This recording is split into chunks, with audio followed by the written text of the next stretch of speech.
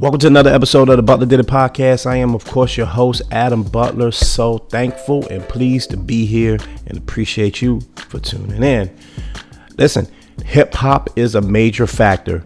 It's not just an art form anymore. It is indeed a culture. In fact, many of us are direct results of the hip hop generation. We are hip hop. And with the election being just 3 weeks away, really less than 3 weeks away, hip hop will have a major voice in it. We've already seen it. Cardi B, Ice Cube, even Kanye West, they've all made their stance known. And it's not just them. It's folks like you and I as well. We have a voice. So I wanted to talk about that today and end up talking about so much more. My boy Justin Hunte is back on the show. That's right, the company man is back in the building. For warning, I had a couple of Tito's before the show. My man Justin, sparked a few, but it resulted in such a great conversation. We talked about politics. We talked about Kanye. We talked about hip hop. We talked about the NBA and so much more, man. It was like just being on the phone with my brother. So I hope you all enjoyed this one. Trust me, it was a good one. So without further ado, I won't waste your time any longer. My guy, the company man. It's all happening right here. Mr. Justin L. Hunte. Hi, Justin, what's up, boy?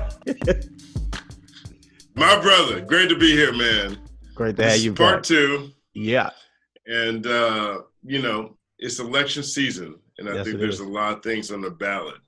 And I am exercising my support for marijuana legislation all across America. Let's go. Legalize it all across the board. Listen, man, we are 3 weeks away from the election at this point. Hip hop has always been politically charged, right? But I feel like with this cycle, and correct me if I'm wrong, but I do feel like with this cycle, hip hop is like into it, right? You got Cardi B, you got Ice Cube, who's always been super political, Killer Mike, folks like that are really like making beyond just speaking their mind, but speaking with presidential candidates, coming up with platforms like legalization, things like that, man. What part do you see hip hop playing in the next couple of weeks in this election? Like, do you think it'll be a true impact this time? I'll tell you this. I think I definitely see hip hop participating. Mm-hmm. I'm not sure hip hop agrees, right? Like Killer Mike had the governor of Georgia come to his barbershop. Yeah. Now, people disagreed with Killer Mike being altruistic or having his business or connecting his business to government, and having the governor of Georgia, who arguably is part of voter suppression in one way or the other when it comes to how he became governor of Georgia. He went to Killer Mike's house. I'm not sure hip hop agree with that. Right. Nobody in the hip hop I've seen agrees with Kanye. Not sure hip hop agrees with that. Yeah. I'm not sure how many people in hip hop been happy to see Cardi B talking to presidential candidates. Mm-hmm. Not sure hip hop is happy about that. Mm-hmm. So yeah, hip hop is talking. Hip hop is on social media. Mm-hmm. I think everybody in hip hop is at the point where we're all old enough, or at this stage in our lives, where we see things that are, hey, we know that what we have to do. Yeah. Or we know what's important to be a part of. Right. But hip hop is not incongruent. Yeah, with it's this not a election monolith. cycle. Yeah, and it's not a monolith, and I think that's really what's different this time around. Normally, it's a rock the vote movement, and it's, hey, we all back this one candidate, we all back this one movement, this one policy. Get on board, right? This time, like you just mentioned, I mean, you had Killer Mike meeting with the governor of Georgia. You have Kanye West, who sided with Trump in 1 minute, then decided he wants to run for president the next. Cardi B, who's clearly in support of Joe Biden. So it seems that it's more eclectic in hip hop. So is that just like a sign of hip hop and the hip hop audience growing? Well, I think it's a sign of how young hip hop has always been. I mean, who was a part of hip hop that had anything to do with rock the vote? Right. Like I remember when the biggest faces in hip hop were there. Right. Look, I have in my bathroom, I have a collector. I collect things from, I collect hip hop artifacts, I guess you might call them. Mm-hmm. And Diddy ran the city when I first moved to New York. And when he was running the New York City Marathon, he had his street team was there, and they were giving out posters and stuff. And it happened to be the first weekend I moved into my new apartment in Sunset Park, Brooklyn. And I went out there. I was like, I just moved in on Saturday, and now it's Sunday. And Diddy's Run the City. And I went down there, and then one of his street team cats, while he had the mohawk, gave me this poster that said Diddy Runs the City. Right. You know what I mean? So we participate often. Yeah. But I'm not sure because Diddy did a pro-voting exercise, that means that hip hop agrees on any of this stuff. Yeah. I've never seen hip hop disagree this much.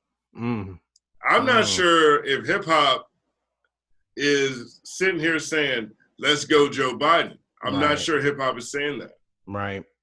I do agree with you there that I don't think that, and it makes me wonder, okay, is it not just about November 3rd, right? November 3rd may just go how it goes, right? We it's really hard to say, but maybe hip hop doesn't sway who becomes president of the United States. But will hip hop have a say moving forward in whoever is president, whether it be Joe Biden or second term for Donald Trump, and what type of policies will get passed? Again, you got Killer Mike meeting with a Republican governor. You have, again, Kanye West sitting in the White House. Jay-Z's been doing this thing. Cardi B has a voice. Do you think that when it comes to, again, not a presidential election, but policy matters like legalization of marijuana, right? Like ending mass incarceration, things like that. Does hip hop have a bigger voice moving forward? I don't think there's a bigger voice in hip hop than what Kanye West is doing. And I'll say it from this perspective. He went to Wyoming and has land in Wyoming, and he has a bunch of very popular celebrity, high-profile people going to Wyoming to work with him. Now, he did this interview with Zane Lowe back when Zane Lowe was on BBC One. Yeah. And he was talking about how Black people couldn't do more than put their ideas on a T-shirt.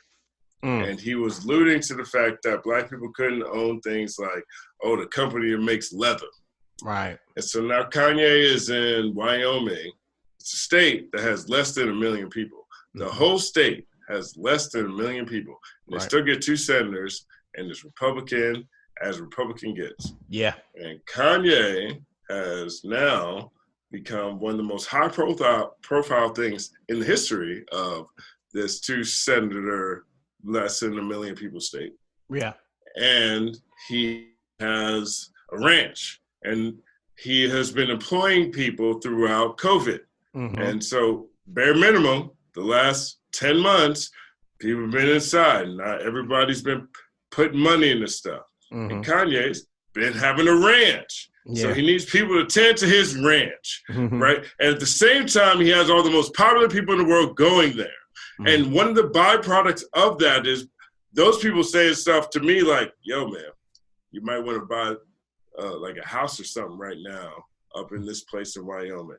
I have multiple people who are not stereotypical Wyomings. Yeah. No disrespect, and I'm not sure how to say that in the context in which I meant that, who have said things like, we buying stuff in Wyoming. There's an anecdote that was given to me called, we went to get our driver's license in this town in Wyoming. And they said, hey, how do you like it here in Cody? And they said, hey, it's amazing. And they said, oh, that's good. Just don't try and change in anything. Now, here's why this is important. Kanye has been one of the biggest employers, one of the most consistent pieces of activity in this town, and the most outlierish periods in history of the world when no one had work. And he's got people out here doing things like tending to his cattle, tending to his land that he has, which is his ranch. And what he was talking about in the Zane Lowe interview is, hey, we can't own the leather. Well, he has white people tending to his cows so he can own the leather. There's nothing more important to me than when it comes to individual opportunity, maximizing America. This is Wyoming. There's less than 1 million people there. Yeah. He has Black people talking to Black people about buying things there. Mm. Mm. I don't know anyone else Yeah. who has gone this far in terms of what the American dream is since what happened in Tulsa before we got bombed. Yeah. Yeah. I see where you're going with that. Making black stuff in white places. Yeah. Yeah. That's a big deal. Yeah. And for some people, you know, they're turned off by some of the antics, right? And some of the people that he chooses to support. But I see what you're saying about like the actions that are there, right? So it brings us to my next question. Is it not so much that hip hop again is about vote for this, vote for that, but politically, right? And socially, is hip hop becoming more diverse in the sense that you're seeing people that are taking on more conservative mindsets, like what you're talking about? That's entrepreneurship. That's like a truly American thing you just described, right? You take Kanye out of it and just describe the person. Most people would hear that and go, "Oh, that's dope. Who was that?" Right? Do you think that as hip hop? I wouldn't look at any of that as being inherently conservative. That to me is the most liberal thing I've ever seen. And that's the definition of everything I've ever seen in hip hop. People going somewhere and making something out of nothing and employing people in that process. I don't think that that's necessarily an example of a conservative mindset. The conservative mindset to me used to be dope when it was like conserving the environment or, hey, maybe we want to be conservative with the budget and the money. But the conservatives are the ones that, at least in my lifetime, have spent the most money and got the least results from it. No doubt. It's like I don't know if these things are necessarily conservative. Right. It's like the Republicans kind of hijacked that entrepreneur kind of like mindset. Now, right or wrong, you know what I mean? Some people view that as like that kind of pick yourself up by the bootstraps thing is like a Republican mindset. I agree with you that. I disagree. I think what the Republicans hijacked was how bad blue or liberal is. I think they spend all their time saying anything liberal is radical, anything blue is crazy. Agreed. I think they only like Superman's cape. They don't like nothing yellow or blue about Superman. Right. They like his cape. Right. You know what I mean? Like, right. And they just, all they do all day is not want to try to change anything. And now, how does that make them feel? Like, think about it. Everything's on the internet. That's fast. Yeah. That's super fast. Yeah. Like, everything is with video, YouTube. Everything is, now there's new ones that might be China. Like, everything is way too fast for conservatives, and conservatism in general doesn't want anything to change. So they're fighting harder for that. In a lot of ways, I think this is like white supremacy's last stand. That's an adjacent point to what I was talking about. Yeah. Yeah. No, but so you took it right where I wanted to go, where now the idea of the American dream from a white person's perspective has always been a white man making it. Now you're seeing black people taking on what is the American dream. You could say Kanye West, you could say Jay-Z, you could say any billionaire hip hop artist or any billionaire that's influenced by hip hop. Because it's not just somebody that used to be on the mic, it's anybody that's influenced, that's of our generation, that's from the hip hop generation. A person like you, many people that are doing their thing, making their own, had always been from a white person perspective. That's why I'm glad you brought up Tulsa, a white person's dream and only a thing that a white person could achieve. So I'm wondering if hip hop, and it sounds like you're saying is that hip hop is starting to take control of that narrative, and that will be in itself powerful politically, because you'll have hip hoppers or people that are inspired by hip hop running industry and controlling industry. Like Kanye say, yeah, I got a ranch, but I can't make the leather. I make music. He is making the leather. Right, but he was saying he's couldn't he's an alternative to it. Yes. No, he did all the things after the point where he said, this is a thing that we can't do. Right. I disagree when it comes to a certain point, because I don't think this is a race thing as much as I think this is an immigrant thing. Okay. Everybody's an immigrant to some degree, right? No matter whether you're a colonizer or a settler or a refugee, you came here because you wanted to have a better opportunity. Someone in your family lineage made the choice to say, hey, we should go there because it would be doper. Somebody. Everybody except for two people. Yeah. Black people and natives. There we go. And now we having conversations about how black natives are, but that's separate. Half of them got murdered. And then it was us. And then the thing that happened after Lincoln got murdered was we got murdered too. And the only thing that saved our population was cameras. Okay? Now, no matter how you look at it, different details and different situations. Neither population came here for opportunity. We were the opportunity. So that includes Black people too. After 1964, the Civil Rights Act, after 1967, the one where Black people from other countries could come here.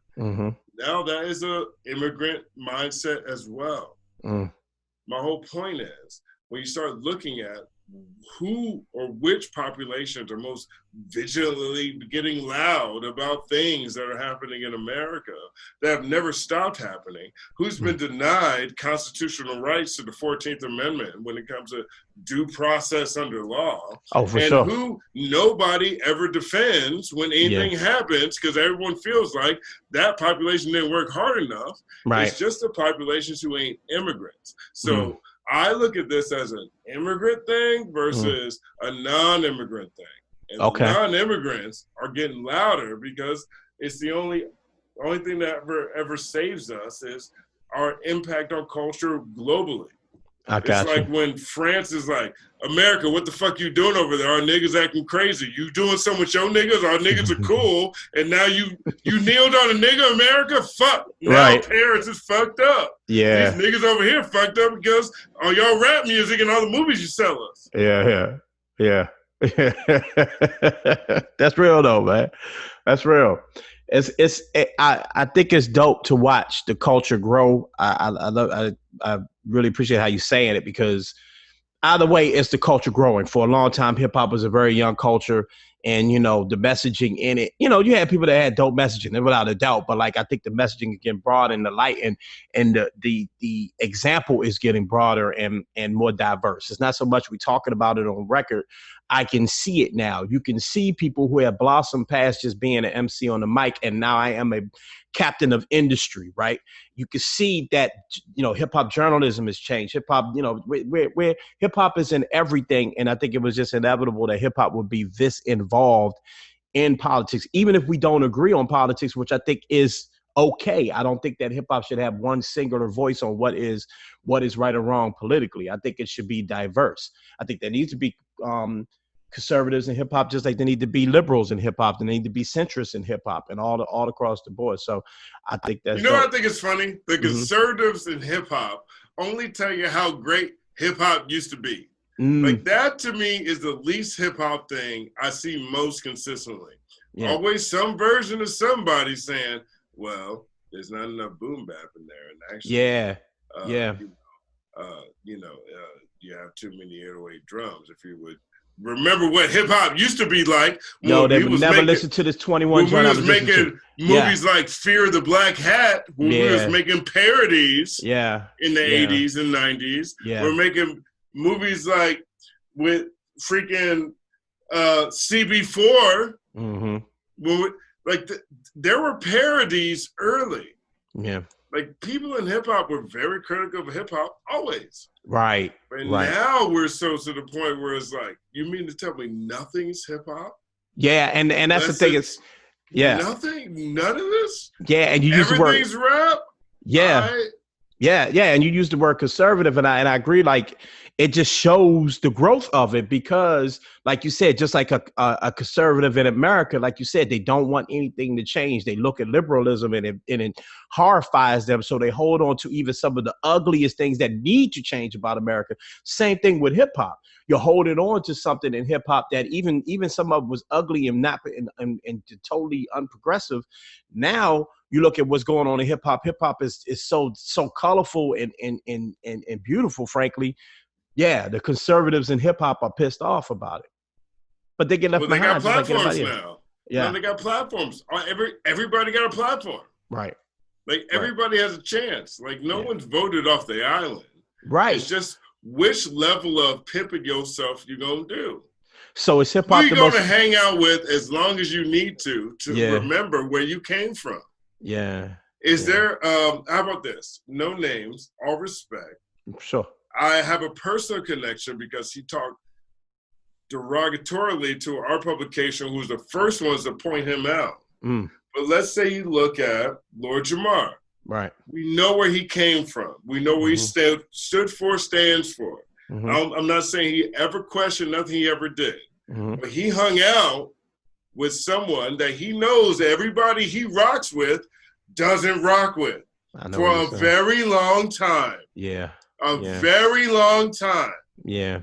He did everything he needed to, whatever. Now, then something happened. Then he was like, okay, now you know what? I can't rock with that no more. Yeah. Oh, and then now, how about this? Let me make up with Eminem. So now I'm going to make up with Eminem, and let me get back to what I was doing. There's no hate, no shade, but I'm saying this is the game. Right. Everybody has a voice. Yeah. Everyone has an opportunity to fall out with people and make up. Yeah. Everyone has a chance to remix their brand. You have all opportunity. Yeah. My question to most people is, why does it take so long for everybody else? Yep. That's it. And in many ways, hip hop is the most American thing you could come up with, you could think of. The 100% most American thing. That and basketball. Yeah. Basketball is American soccer that's global and at the Olympics. And it NFL evolves. ain't at the Olympics. Yeah, no, that's real. College football ain't at the Olympics. Yeah. Everything else actually in America is at the Olympics except for American football. Yeah, and basketball is American as fuck. And American black people. And American and football is very conservative. Very conservative. Doesn't grow. Basketball grows. It evolves. It changes. You know what I mean? So, but that's we go on. Now I'm going deep into that. I would say two things on that one. Yeah. And I was just having a conversation today about it on my favorite forum, BX Boxed In. I call it the slums. Word. But when it comes to football does extra stuff. Football in America, American football, they do things to make sure that when someone scores a touchdown, they don't take their helmet off. Yeah. One of my favorite touchdown celebrations ever was when they had the St. Louis Rams with Kurt Warner, and they had the illest wide receiver core, and they would score a touchdown. Greatest show on turf. Everybody would go to a different corner of the end zone, and they flex. Yeah. And then the NFL said, no, don't do that either. Yeah. And then you can't take that. So, you can't even see these players. Right. NBA, you can even see the whack. Everybody know what Swaggy P look like. And nobody might buy a Swaggy P T-shirt, but they might go to a Swaggy P club. They will go to a Swaggy P club night. They seen Swaggy P. Yeah, you can't even see these guys, and these other leagues do everything they can to make these guys not be seen. Yeah. That's where you can see the difference. That's why there's nothing iller than what you said or what you described when it comes to basketball and the NBA. That's the blackest sport, period. It is. It definitely soccer is. With a smaller field and faster. It's a faster soccer. Yeah, that's real. That's real. Justin, bro, I love talking with you, man. It's always a dope conversation with you, bro. Man, likewise, brother. And I'm thankful for you, and congratulations to you. Thank you, bro. Appreciate that. How's it feel? You feel good? Hey, bro, I feel amazing, man. It's nothing like having a black woman in your corner. Best thing I've done in my life was committing to her. That's some real shit right there. That's what's up, man. Well, thank you. I'm always blessed to have a platform to share my thoughts. And likewise, the same thing to you, man. Yeah, man. I'll talk to you soon. All right, brother. Peace.